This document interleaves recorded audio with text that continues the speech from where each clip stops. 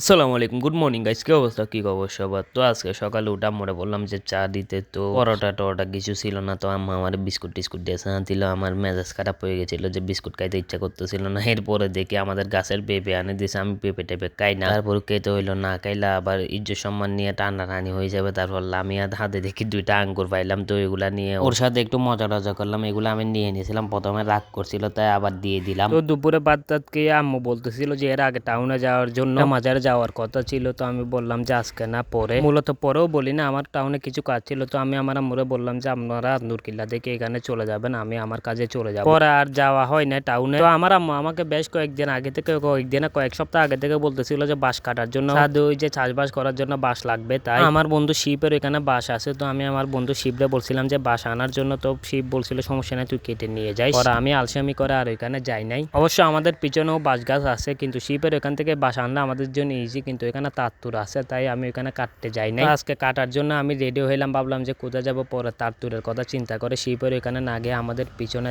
বাঁশ জারের ওইখানে গেলাম। বাঁশ কাটতে এতটা কষ্ট না যতটা কষ্ট বাঁশটা জার থেকে বের করতে নিচে নামাইতে লাগে। যদিও বা আমি বাঁশ যেটা কাটছি ওইটা জারের বাইরে, কিন্তু একা একটা বাঁশ নামানো অনেক বেশি কষ্ট। তারপরে এই কষ্টটা সে কষ্টের আশেপাশেও না যে কষ্টটা এগুলা শুনলে হয়। বাঁশ হত্যা আনিবি কারাদিন গম যাইলেও না, তোর হাম করি বেলায় তুই দূরিত তারিবি, আর হামত নাই তুই, আর হতার হনা দাম নাই। তো আমি এরকম 100টা গাছ একদিনে নামাইতে পারবো, তারপরে এই কথাগুলো শুনতে আমি রাজি না। বাঁশ কাটার পর কাজ শেষ না, বাঁশটা এখানে আবার আমাদের ছোট করে ফেলতে হচ্ছে, আর কিলকুল যেগুলো আছে এগুলো কেটে ফেলতে হচ্ছে, কারণ এই বাঁশগুলো আমরা 3 তলার উপর তুলবো। তো আমাদের বাঁশ কাটার কথা ছিল তো 2টা, কিন্তু এখানে এসে দেখি অনেক আগের কিছু বাঁশ কাটা আছে, তাই এগুলো অনেক আগের দেখে বোঝা যাচ্ছে মনে হয় আমার আব্বু এগুলা কেটে রাখছিল, কিন্তু আমি এগুলা এখন চুরি করে ফেলবো। চুরি টুরি করে এগুলা সব বাঁশ আমি 3 তলায় তুলে ফেলতেছি। ভাবছিলাম যে শীতের টেলায় আজকে গোসল করব না, কিন্তু এখন থেকে চুলকানির টেলায় গোসল করতে হবে। বাঁশ টাশগুলা 3 তলায় তুলে একটু দাঁড়ালাম, দেখতেছি ফুটা ফুটা বৃষ্টি পড়তেছে। তো আমি বাসায় চলে আসলাম, বাসায় এসে চুলায় গরম পানি দিলাম। অবশ্য আমাদের ঘরে হিটার আছে, কিন্তু হিটার চালালে 10-15 মিনিট ওয়েট করতে হয় পানি গরম হওয়ার জন্য। এর থেকে ভালো পানি পাতিলে দিয়ে চুলায় দিলে 5-10 মিনিটের মধ্যে গরম হয়ে যায়। তো গোসল টোসল করা আমি একটু ছাদে আসলাম, এখানে আমার আম্মুরা ছিল, তো ছাদে এসে দেখে আমার আম্মুরা এখানে ছাদটা পরিষ্কার করে ময়লা টয়লা যেগুলো আছে এগুলো আগুনে পুরাচ্ছে। আমি গোসলও করে আসলাম, একটু একটু ঠান্ডা লাগতেছে, তাই আমি আগুনের পাশে বসে গেলাম তাপ নেওয়ার জন্য। তো এখানে ময়লা কম ছিল, একটু পর দিকে আগুন নিভে যাচ্ছে বারবার, তো আমি এগুলা লাঠি টাঠি দিয়ে কোথায় কোথায় আগুন জ্বালাচ্ছিলাম। ছাদে বসেছিলাম, তখন দেখি জিতু কল দিচ্ছে বাইরে যাওয়ার জন্য, তো বের হয়ে গেলাম জিতুর সাথে। সাথে নিলাম একটা প্যাকেটে আছে কাপড়, এই কাপড়গুলো ওয়াশে দিব। ওয়াশে দিচ্ছে আজকে 1 সপ্তাহ থেকে বেশি হচ্ছে, কিন্তু দিব পরে দিতে পারি নাই। তো এখন জিতুর সাথে বের হচ্ছে, যখন নিয়ে যাচ্ছি সাথে। তো বাজারে গেলাম, বাজারে গিয়ে এগুলো ওয়াশে দিয়ে দিলাম। এটা আমাদের বাজার অনেক পুরানো একটা দোকান। তারপর ঘরের জন্য কয়েকটা মাসিস নিলাম, মাসিস নিয়ে বাড়ির দিকে হাঁটা দিলাম। আজকের ভিডিও এতটুকু,